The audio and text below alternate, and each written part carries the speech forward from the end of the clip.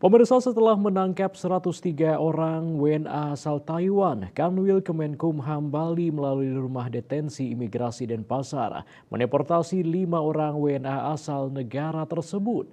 Mereka dideportasi dari Bali atas dugaan pelanggaran peraturan keimigrasian.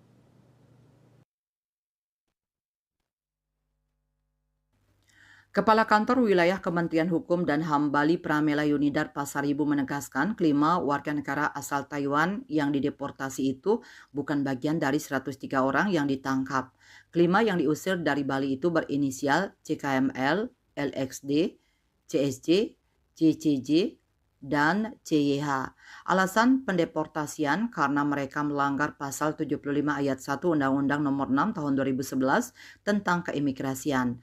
Pramela Yunidar Pasaribu menyampaikan bahwa setelah dilakukan tindakan pendeportasian, selanjutnya kelima warga negara Taiwan tersebut telah diusulkan untuk dimasukkan dalam daftar penangkalan ke Direktorat Jenderal Keimigrasian sehingga mereka tidak dapat lagi memasuki wilayah Indonesia dan mengulangi perbuatannya. Kanwil Kemenkumham Bali tidak akan mentoleransi pelanggaran aturan keimigrasian oleh WNA. Pihaknya akan terus melakukan pengawasan serta melakukan tindakan tegas terhadap WNA yang terbukti melanggar aturan keimigrasian.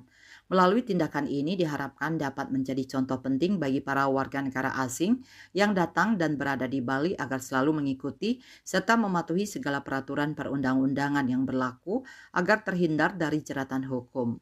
Miase Bali Post.